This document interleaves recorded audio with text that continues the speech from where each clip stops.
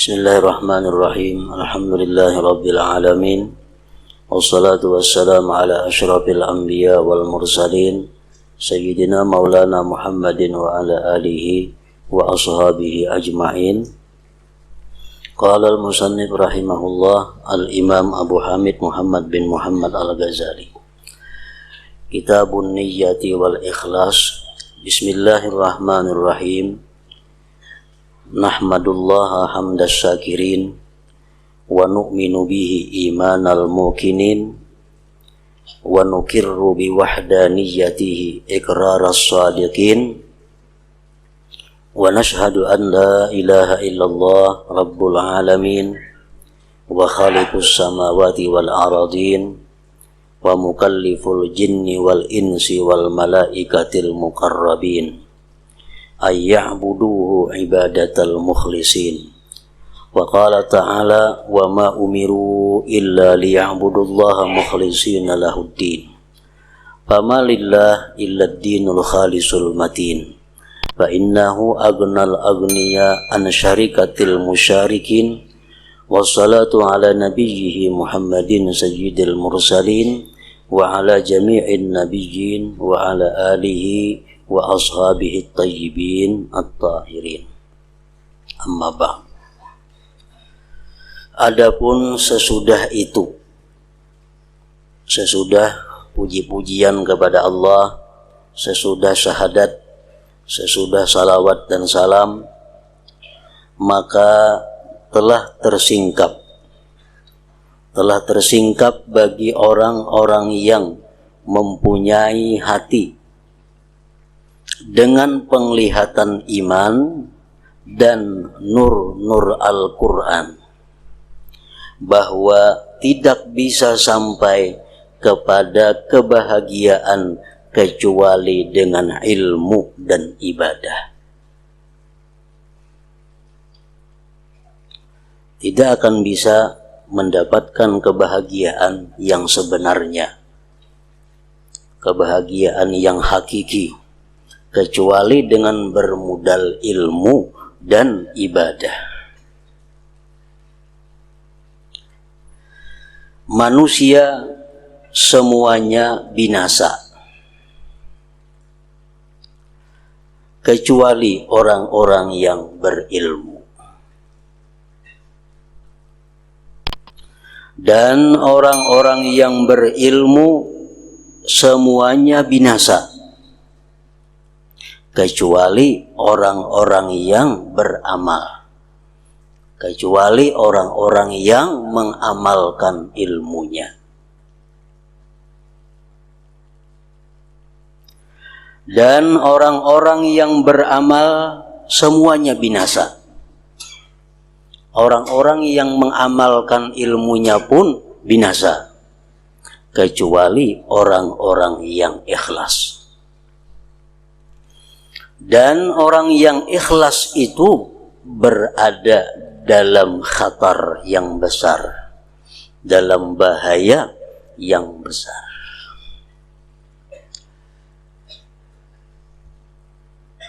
Sebab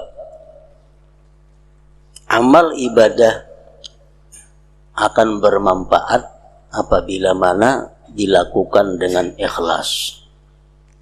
Dan ikhlas itu akan bisa berguna, akan bisa bermanfaat apabila kita bisa mempertahankan keikhlasan itu sampai akhir hayat kita. Kita hari ini bersedekah berdasarkan ilmu, mengamalkan ilmu, ikhlas bersedekah. Itu akan menjadi pahala apabila keikhlasan yang kita lakukan pada hari ini itu bisa kita pertahankan sampai akhir hayat kita. Apabila dalam perjalanan hidup kita keikhlasan itu rusak, maka di akhirat tentu tidak akan mendapat balasan di sisi Allah Subhanahu wa ta'ala. Makanya hadis-hadis Rasulullah mengatakan, man jaa bil hasanati Barang siapa yang datang nantinya menghadap Allah dengan membawa amal kebajikan. Nah, berarti apa? Berarti amal kebajikan yang dilakukan itu bisa dipertahankan sampai kita mati. Banyak orang yang beribadah, banyak orang yang beramal baik, namun binasa di tengah jalan. Nah, ada beberapa sebab yang sudah kita baca, kita ketahui dalam kitab-kitab yang dahulu, sebab-sebab yang menggugurkan amal. Antara lain seperti nadam, penyesalan. Penyesalan itu menggugurkan satu ibadah. Kemudian kita bersedekah 10 tahun yang lalu. Padahal ikhlas sedekah kita. Sekarang kita baru sadar, dahulu aku memberiakan itu bersedekah, jakawah ini larang benar itu harganya. Nah, asal menyesal di hati ini menyedekahkan itu bahari. Nah, itu menggugurkan pahala 10 tahun yang lalu yang kita sedekahkan, walaupun itu ikhlas. Makanya tadi orang yang ikhlas itu pun berada di dalam khatar yang besar, dalam bahaya yang besar.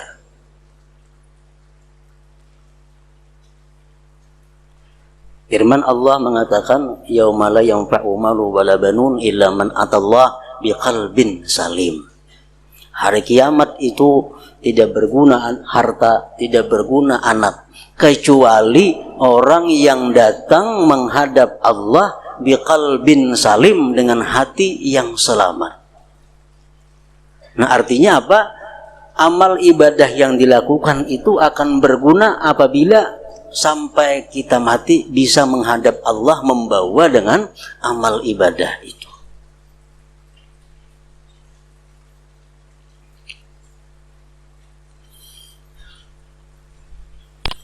Kalau orang berbuat kebaikan, sebesar apapun kebaikan itu, kalau umpamanya di akhir-akhirnya dia murtad, nah itu sudah jelas amal kebaikannya akan gugur. Tapi banyak hal yang menggugurkan amal dan perbuatan itu. Seperti kita ikhlas membantu si fulan, kita ikhlas memberikan pertolongan kepada si fulan. 20 tahun berikutnya, lalu kita menyebut-nyebut, dahulu tahu lah ikam 20 tahun yang lalu tuh si fulan itu kada napa-napanya, aku nang membantuinya, aku nang modaliinya, jangan tidak ada jadi napa-napa. Padahal 20 tahun lalu kita ikhlas membantu itu. Tapi karena sekarang ini kita menyebut-nyebut, itu akan menggugurkan pahala.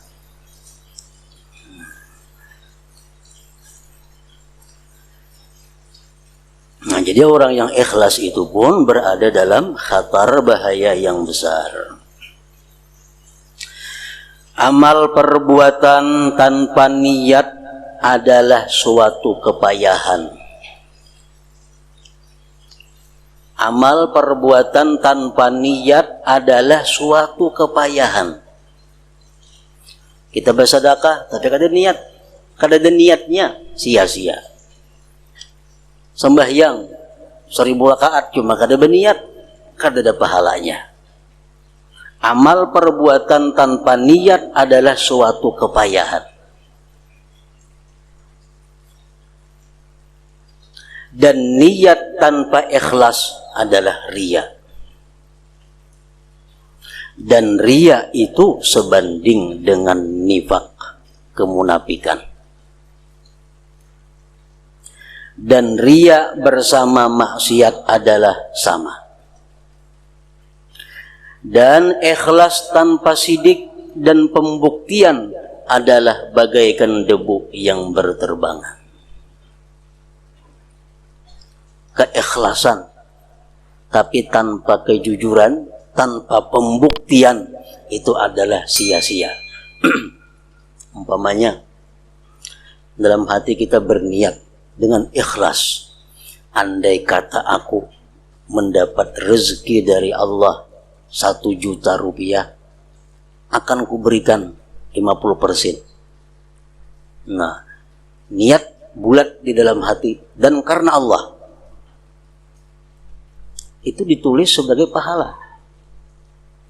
Tapi setelah kita dapat duit 1 juta rupiah, itu diperlukan sidik pembuktian. Apabila dapat duit 1 juta tapi kada dibuktikan niat yang telah lalu itu, maka niat yang telah lalu itu adalah seperti debu yang berterbangan.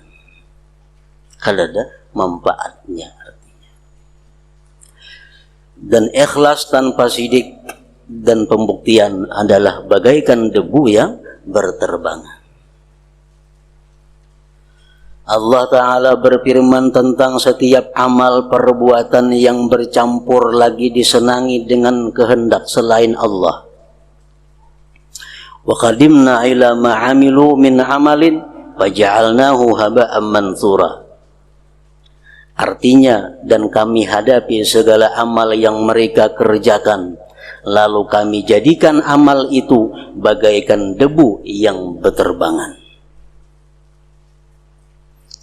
Amal ibadah dijadikan Allah seperti debu yang berterbangan karena niatnya itu tidak murni karena Allah Subhanahu wa Ta'ala. Mudah-mudahan saya mengetahui, ujar Imam Ghazali, bagaimana orang yang tidak mengetahui hakikat niat itu membetulkan niatnya. Orang nang kada tahu niat itu sebujurannya macam apa, kada tahu kayak apa hendak membujurakan niatnya. Makanya belajar kitab ini hukumnya adalah fardu ain bagi setiap orang muslim dan muslimah. Belajar kitab yang kita baca ini hukumnya fardu ain bagi tiap-tiap muslim dan muslimah. Kayak apa hendak membujurakan niat kalau maksud niat itu kada tahu macam apa arti niat. Apa dimaksud dengan niat, apa dimaksud dengan cita-cita, apa dimaksud dengan kebulatan hati, itu berbeda-beda. Atau bagaimana mengikhlaskan orang yang telah membetulkan niat apabila ia tidak mengetahui hakikat ikhlas. Kayak apa hendak ikhlas beribadah, arti ikhlas itu aja macam kada tahu. Ikhlas fardu ain tiap-tiap muslim dan muslimah. Pengertian niat sudah tahu. Kayak apa niatnya supaya ikhlas, kalau arti ikhlas kada tahu. Dikira asa ikhlas sudah sembahyang, asa ikhlas sudah bersedekah, asa ikhlas sudah berbuat, padahal kada tahu ngapa sebujurnya ikhlas itu.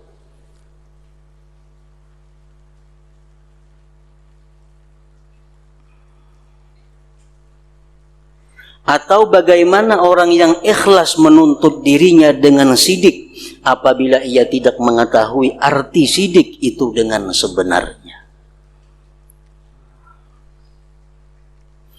Maka tugas yang pertama bagi setiap hamba yang berkehendak taat kepada Allah adalah bahwa ia belajar niat.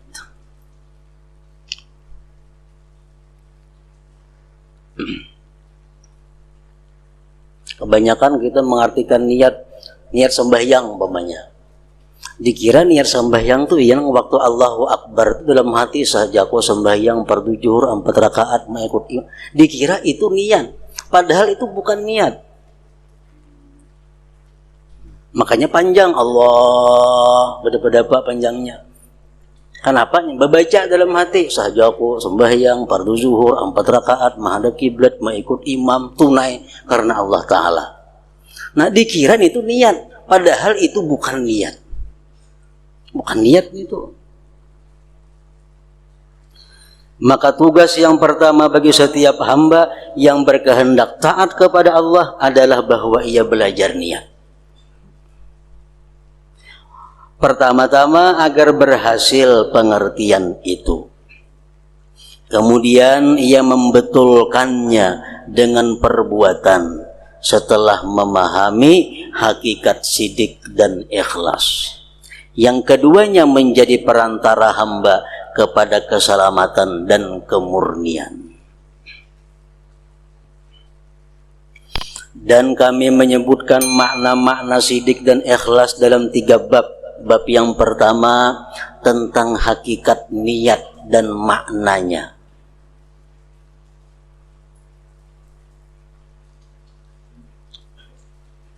Bab yang kedua tentang ikhlas dan hakikat-hakikatnya.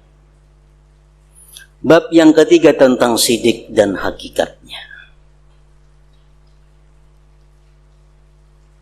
Bab pertama tentang hakikat niat dan maknanya.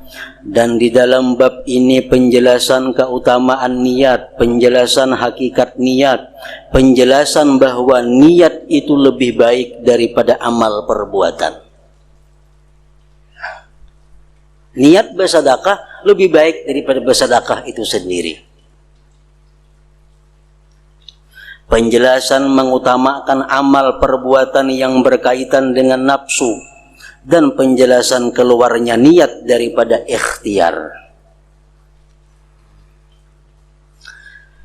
Penjelasan tentang keutamaan niat, Allah Ta'ala berfirman, وَلَا تَطْرُدِ الَّذِينَ يَدْعُونَ رَبَّهُمْ بِالْغَدَاةِ وَالْعَشِيِّ يُرِيدُونَ وَجْهَهُ.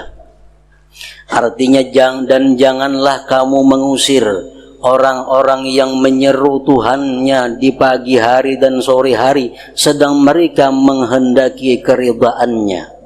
Yang dimaksud dengan kehendak itu adalah niat.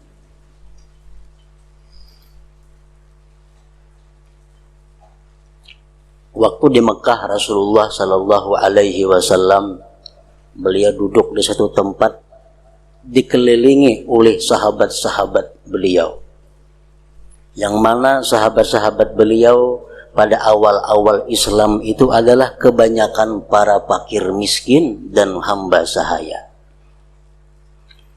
Duduk di dekat Rasulullah waktu itu ada Ibnu Mas'ud, orang miskin, ada Bilal, seorang budak, dan lain-lainnya. Datang orang Quraisy, tokoh-tokoh Quraisy. Begitu datang kepada Rasulullah, melihat di sekeliling Nabi ada orang-orang rendah, ada orang-orang hina, mereka mundur. Nah, mereka berpesan kepada Nabi, wahai, katakan kepada Nabi Muhammad, kami mau mendekati Muhammad asalkan dia mengusir orang-orang rendahan itu. Kami kada akan bergabung dengan bubuhan itu. Nah, Nabi kita sudah merencanakan itu demi untuk berislamnya tokoh-tokoh Quraisy ini. Nah, Nabi mau mengalahkan orang-orang fakir miskin ini, disuruh ke pinggir. Tokoh Quraisy ini di hadapan Nabi dengan harapan beliau supaya mau masuk Islam. Tapi Allah kada mau. Ya Tuhan, wala tatrudil ladzina yad'una rabbahum. Dan janganlah kamu mengusir orang-orang yang beribadah kepada Tuhan pagi dan petang semata-mata menghendaki Allah Subhanahu wa ta'ala. Dan Rasulullah sallallahu alaihi wasallam bersabda, innamal a'malu binniyat wa likulli imri'in ma nawa, faman kanat hijratuhu ila Allah wa rasulih fa hijratuhu ila Allah wa rasulih, wa man kanat hijratuhu ila dunya yusibuha aw imra'ati yankihuha fa hijratuhu ila ma hajara ilaihi. Artinya, hanya saja amal perbuatan itu dengan niat. Dan setiap orang itu mendapat apa yang ia niatkan. Kalau niatnya karena Allah, dia berhak mengambil balasan di sisi Allah. Kalau dia niatnya untuk mendapatkan surga, dia akan dapat surga. Niatnya akan mendapatkan keridaan Allah, dia dapat keridaan Allah. Maka barang siapa hijrahnya kepada Allah dan Rasulnya, maka hijrahnya itu kepada Allah dan Rasulnya. Barang siapa yang meninggalkan kota Mekah ke Madinah semata-mata menjunjung perintah Allah dan Rasul, maka dia akan dapat pahala keridhaan daripada Allah dan Rasul. Dan barang siapa hijrahnya kepada dunia yang ingin diperolehnya atau perempuan yang akan dikawininya, maka hijrahnya itu kepada apa yang ia hijrah kepadanya. Nah, jadi di zaman Nabi itu macam-macam orang yang hijrah ke Madinah itu. Ada yang hijrah ke Madinah karena mengikut Nabi. Ada yang hijrah ke Madinah karena kongsian usaha hijrah ke Madinah. Ada yang hijrah ke Madinah karena tunangan hijrah ke Madinah. Nah, jadi kata Rasulullah, siapa yang hijrah karena dunia, karena usaha, dia akan dapat usahanya. Siapa hijrah karena perempuan, dia akan dapat perempuannya. Siapa hijrah kepada Allah dan Rasul, dia akan mendapatkan Allah dan Rasulnya. Dan Rasulullah sallallahu alaihi wasallam bersabda, "Aktsaru syuhada ummati ashabul farsi, wa rubba katilin bainas saffaini Allahu a'lam bi niyyatihi." Artinya, kebanyakan orang-orang yang mati syahid di antara umatku adalah orang-orang mati di atas alas tidur.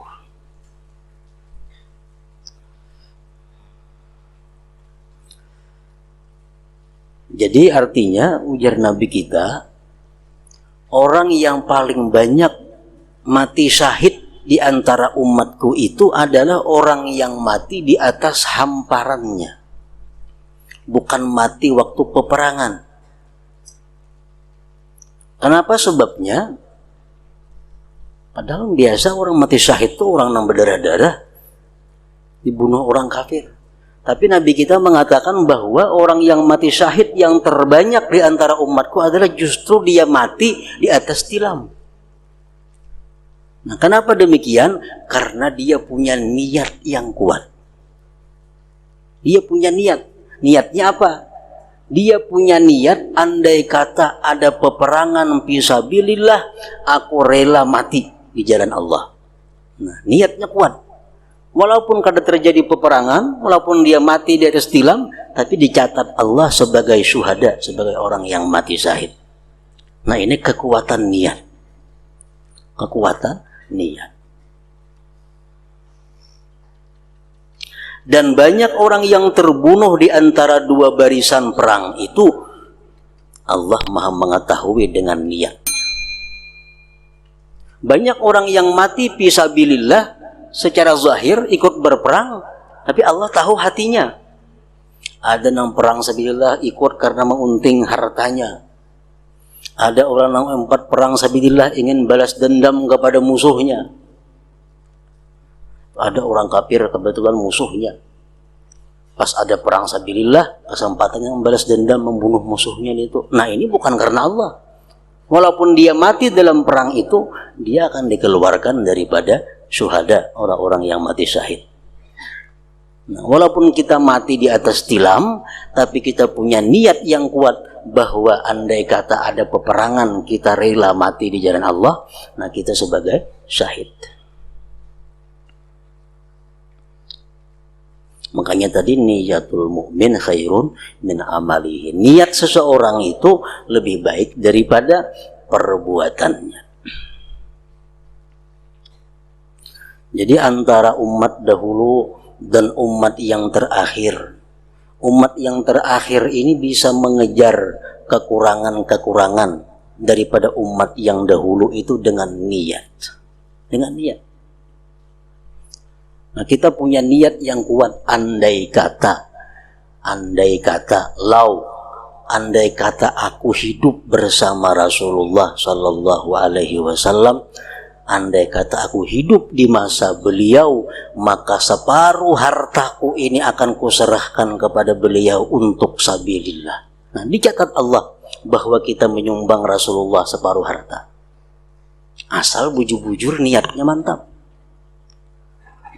Asal bujur-bujur niatnya mantap.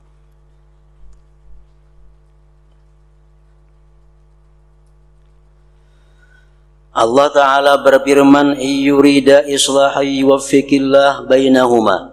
Artinya jika kedua hakam hakim, jika kedua hakam itu bermaksud mengadakan perbaikan, niscaya Allah memberi taufik kepada keduanya.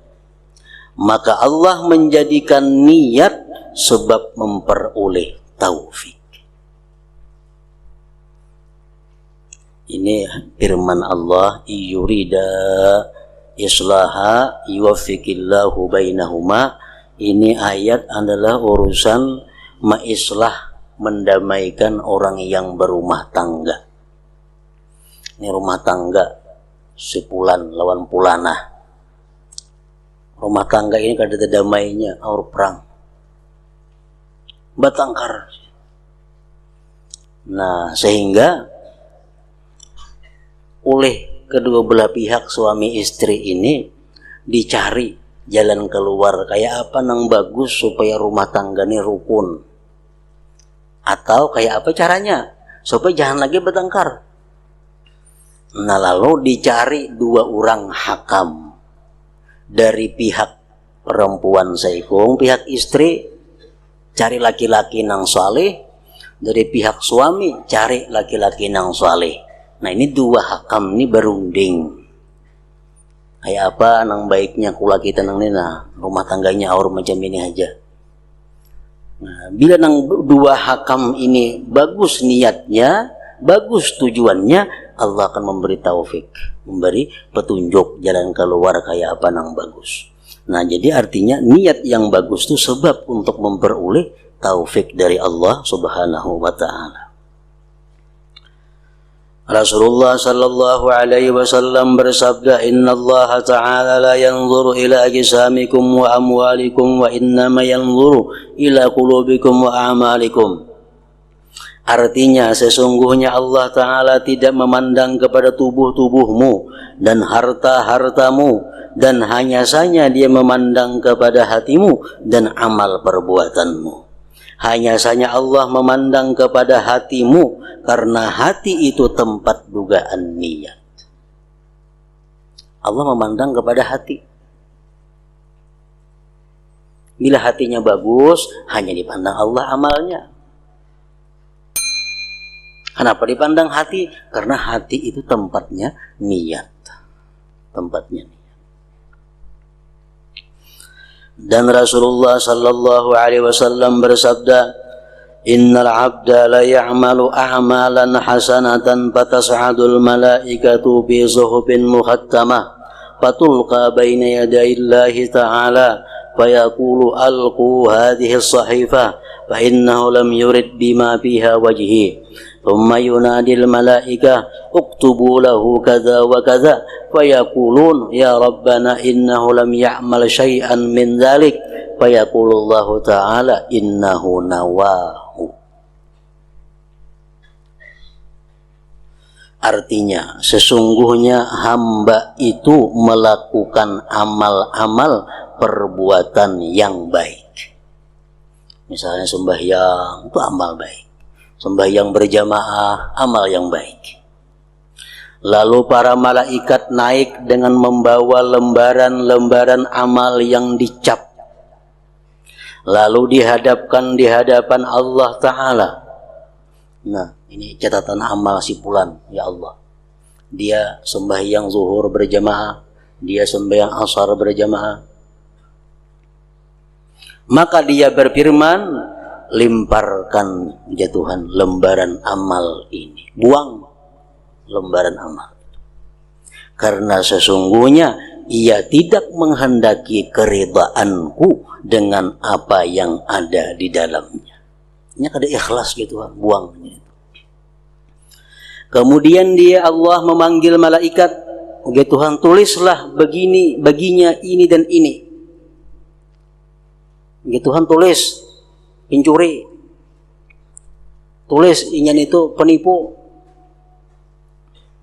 Lalu para malaikat berkata, sesungguhnya ia tidak berbuat sedikit pun dari yang demikian itu. Ya Allah, dia kada mencuri. Dia di masjid sembahyang zuhur berjamaah, Jumat berjamaah, kada mencuri. Maka Allah Ta'ala berfirman, sesungguhnya ia telah meniatkannya. Mulai rumah sudah berniat nak mencuri di masjid, nak menipu di masjid. Malaikat menulis coba ini sembahyang berjamaah, tapi Allah menulis hatinya. Bukan sembahyang ditulis Allah, tapi dia sebagai penipu karena dia mengetahui hati hamba-hambanya.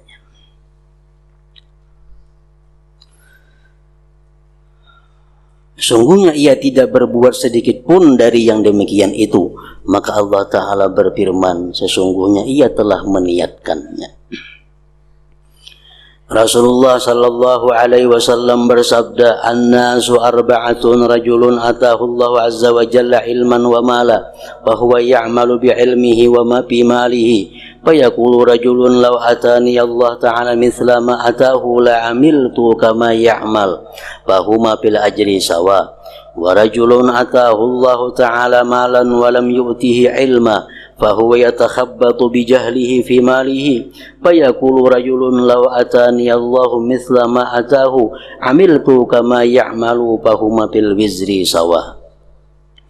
Artinya manusia itu 4 macam, yaitu seorang laki-laki yang diberi Allah Azza wa Jalla ilmu dan harta, lalu ia beramal dengan ilmunya pada hartanya. Dia kaya dan punya ilmu, lalu dia bisa mengelola kekayaannya dengan ilmu agama. Lalu laki-laki lain berkata, seandainya Allah memberi kepadaku seperti apa yang diberikan kepada orang itu, niscaya saya beramal sebagaimana ia beramal. Maka keduanya dalam pahala adalah sama. Dan seorang laki-laki yang diberi oleh Allah Ta'ala harta, tetapi tidak diberi ilmu, lalu ia bertindak dengan kebodohannya pada hartanya, lalu laki-laki lain berkata, seandainya Allah memberi kepadaku seperti apa yang diberikan kepada orang itu, niscaya saya berbuat sebagaimana ia berbuat. Maka keduanya dalam dosa adalah sama.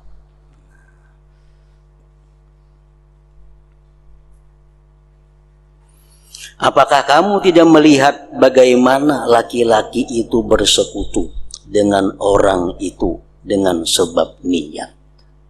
Dengan sebab niat. Sama dapat pahala. Dengan sebab niat sama mendapat dosa.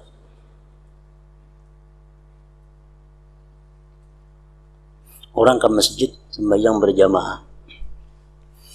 Nang saya kong berjamaah ke masjid lillahi ta'ala biasa, bayar untuk habis. Nang saya kong berjamaah di masjid tapi dengan niatnya ada di dalam hati. Andai kata nang jadi imam ini nang Rasulullah, maka alangkah bahagianya aku mengikut dengan Rasulullah. Nah, dapat pahala mengikut dengan Rasulullah sallallahu alaihi wasallam karena niatnya. Nah, saya pun ada terpikirkan itu. Dapat pahala 27 berjamaah. Karena saya pun berpikir, manjakannya Rasulullah nih hidup jadi imam sembahyang berjamaah, aku ikut jadi belakang sidin. Alangkah nikmatnya, alangkah senangnya sembahyang di belakang Rasulullah. Nah, luar biasa pahalanya orang sembahyang di belakang Rasulullah sallallahu alaihi wasallam. Nah, karena perbedaan niat, pahala pun yang didapat akan berbeda.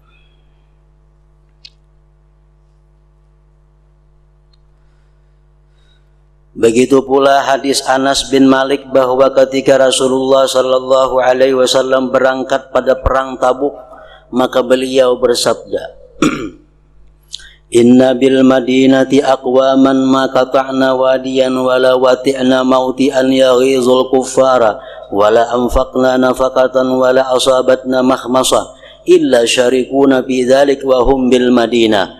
Qalu wa kaifa dzalik ya Rasulullah? Walaisu ma'ana, qala habasahumul uzru fasyariku bihusnin niyat. Artinya, ujar Nabi kita, sesungguhnya di Madinah ada beberapa kaum Ini Nabi bersabda waktu beliau dalam peperangan Tabuk, tempat yang jauh dari Madinah. Ujar Nabi, di Madinah itu ada beberapa kaum di mana kita tidak menyeberangi suatu lembah dan kita tidak berjalan dengan suatu perjalanan yang dapat memarahkan orang-orang kafir, dan kita tidak mengeluarkan perbelanjaan, dan kita tidak tertimpa kelaparan, melainkan mereka bersekutu dengan kita pada yang demikian itu. Ya Nabi, di Madinah ada orang-orang saudara-saudara kita yang dapat pahala seperti kita. Padahal mereka kada umpat menyeberang lembah, kada umpat berjalan, kada umpat susah payah. Tapi pahala mereka tinggal di Madinah sama dengan pahala kita perang Tabuk ini. Mereka sahabat bertanya, bagaimana demikian wahai Rasulullah? Bagaimana bisa wahai Rasulullah? Kita lapah berperang di Madinah dapat pahala lah, sedang mereka tidak bersama kita. Rasulullah SAW bersabda, mereka ditahan oleh uzur. Mereka uzur. Andai kata kada ada uzur, mereka pasti umpat. Andai kata mereka kada ada sesuatu masalah, mereka pasti ikut berperang bersama kita. Tapi karena mereka sakit, ada mereka mengurus orang Nanggaring, ada yang mengurus itu, sehingga kadang-kala umpat kita, tapi niatnya tetap umpat kita. Nah, maka mereka bersekutu dengan sebab niat yang baik. Dengan sebab niat yang baik. Dalam hadis Ibnu Mas'ud disebutkan, man hajara yabtaghi syai'an fahuwa lahu. Artinya barang siapa berhijrah untuk mencari sesuatu, maka ia bagi sesuatu itu. Lalu seseorang laki-laki berhijrah, kemudian ia mengawini seorang perempuan dari kami, maka ia disebut muhajir Ummi Qais. Laki-laki ini hijrah ke Madinah karena tunangannya Ummi Qais hijrah ke Madinah. Hendak ada umpat hijrah, tia tunangan hijrah. Umpat juga ke Madinah hijrah. Sampai di Madinah kawin lawan tunangan. Jadi pada akan orang inyan itu menghijrahi Ummi Qais ngarannya. Bukan hijrah ke Madinah, ada hijrah kepada Ummi Qais.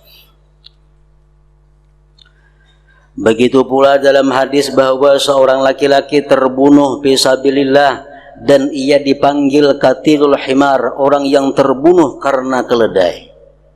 Karena ia memerangi laki-laki lain untuk mengambil harta salapnya dan keledainya.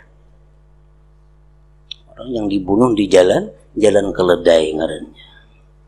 Lalu ia terbunuh atas demikian, maka ia disandarkan kepada niat. Dalam hadis Ubadah dari Rasulullah sallallahu alaihi wasallam bersabda, man ghaza wa huwa la yanwi illa iqala falahu manawa. Artinya barang siapa berperang sedang ia tidak berniat kecuali tali pengikat, maka ia memperoleh apa yang diniatkan. Nah, dalam perang itu ada harta yang disebut ghanimah, ada harta yang disebut ngarannya salab. Salab itu adalah harta yang ada di tubuh orang kafir. Misal orang kafir pakai gelang jam, orang kafir beutas, orang kafir beikat pinggang, orang kafirnya bakuda, orang kafirnya bepedang. Berhadapan lawan kita. Kita bunuh orang kafir itu. Nah, seluruh harta yang ada pada diri orang kafir itu ampun kita. Itu ngarannya salab. Nah, jadi sebagian orang Islam ada yang maunting namanya orang kafir yang tasugih itu ditanginya.